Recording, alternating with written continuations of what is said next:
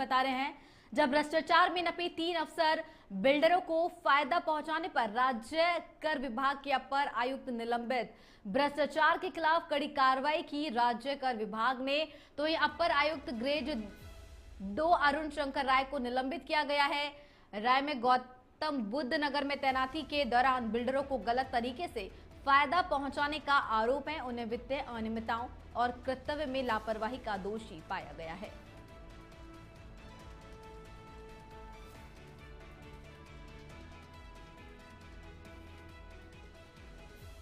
और बता दें कि लखनऊ में भ्रष्टाचार में नपे 3 अफसर, और ये बड़ी खबर आपको बता रहे हैं लखनऊ से, जहां पर भ्रष्टाचार में नपे 3 अफसरों को निलंबित कर दिया गया है।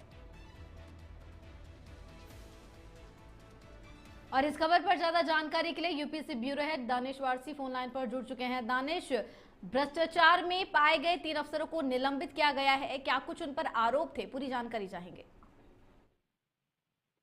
बिल्कुल रितु, देखिए जीरो टॉलरेंस को लेकर के जिस तरह से सरकार ने दावा किया है वो मुझे लगता है कि आज देखने को मिल रहा है। यूपी में भ्रष्टाचार के खिलाफ सरकार का जो सख्त रवैया है वो अब दिखा है, जब 3 अधिकारियों को सस्पेंशन लेटर थमा दिया गया, वो भी एक साथ। इन अधिकारियों में एक राज्य कार विभाग के अपर आयुक्त हैं, एक सहायक आयुक्त हैं और एक एसडीएम है।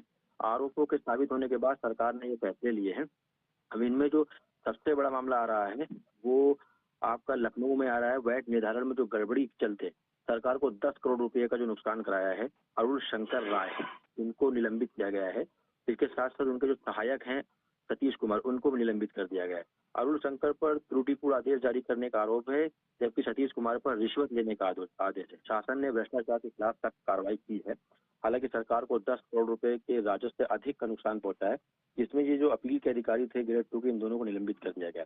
इसके बाद जो भ्रष्टाचार के आरोप में मुजफ्फरनगर के जानसठ के जो जिलाधिकारी हैं, उप जिलाधिकारी जो एसडीएम है जयंत सिंह, इनको निलंबित कर दिया गया। इनके ऊपर आरोप है कि इन्होंने सरकारी भूमि को संक्रमणीय भूमि घोषित करते हुए किसी को मनमाने तरीके से लाभ पहुंचाया, जिसको लेकर के और शासन ने रिपोर्ट के बाद ये फैसला लिया है। लेकिन देखिए, उत्तर प्रदेश के अंदर लगातार जो मामले उठ रहे हैं, इससे एक बात पता चल रही है कि कहीं ना कहीं जीरो टॉलरेंस के पीछे अधिकारियों का जो खेल चल रहा है, वो खेल कहीं ना कहीं जब पकड़ में आता है तब कार्रवाई होती है सस्पेंशन की, तभी सवाल उठते हैं। लेकिन सवाल ये है कि गोपनीय ऐसी कोई टीम बनानी चाहिए जिसपे जो वरिष्ठ अधिकारी हैं, आईएएस हैं या पीसीएस हैं, इन पर जांच उठानी चाहिए कि जिस तरीके से मामले 10-10 करोड़ की चोरी के आ रहे हैं, किसी सरकारी भूमि को किसी को देने का लाभ पहुंचाने का मामला आ रहा है, वहीं किसी गरीब की बात कर ली जाए तो उनको अभी तो कोई फायदा नहीं पहुंच पाता। लाखों लोग चक्कर लगाते रहते हैं लेकिन न्यायालय में तहसील में न्याय नहीं मिलता है।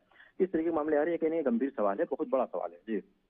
जी, ये जो कार्रवाई हुई है 3 अफसरों के खिलाफ, क्या ये अचानक से ही कार्रवाई हुई या फिर, और साथ ही में ये भी जानना चाहूंगी कि जो जांच एजेंसियां हैं उन्होंने क्या कुछ उनके खिलाफ जो है सबूत जुटाए हैं?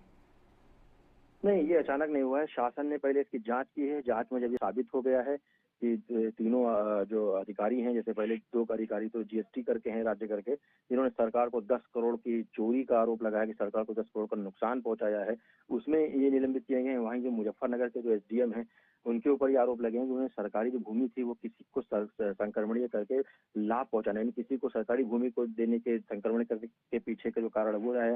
लेकिन मैं बता रहा हूँ ना कि जिस तरीके से जो शासन अपनी रिपोर्ट पहले शिकायतें होती हैं, फिर जांच होती है। जब मामला प्रशासनिक स्तर पर होता है तो हीला हवाली होता है, लेकिन जब मामला शासन स्तर पर जाता है और शासन को लगता है कि हाँ किसी तरीके से गड़बड़ी दिख रही है तो उसमें जांच होती है। जांच के बाद जब ये दोषी साबित पाए गए तब सरकार ने कहने गए इनको निलंबित किया, वो भी सस्पेंशन लेटर जो है वो तीनों को एक साथ थमाएगा। ये कहीं ना कहीं मैं कह सकता हूँ कि अचानक वाली बात है कि अचानक तीनों को एक साथ सस्पेंशन लेटर थमाएगा। लेकिन सवाल अभी कई और ऐसे अधिकारी हैं, कई ऐसे भ्रष्टाचार में लिप्त हुए लोग हैं जिन पर कार्रवाई करने की सरकार को बहुत जरूरत है कि जीरो टॉलरेंस का सरकार दावा कर। देखिए, मुख्यमंत्री बहुत ही गंभीर है, मुख्यमंत्री बेहद ही ईमानदार है, लेकिन मुझे लगता है कि जीरो टॉलरेंस के नाम पर कहीं ना कहीं जो अधिकारी हैं, सरकारी अधिकारी, वो कहीं ना कहीं जिला हवाली में लिप्त है, जिस पर सरकार की किरकिरी हो रही है। सरकार को अभी और भी प्रयास करना है, क्योंकि तहसीलों में अभी भी किसानों को न्याय नहीं मिल रहा, आम आदमी को न्याय नहीं मिल रहा है।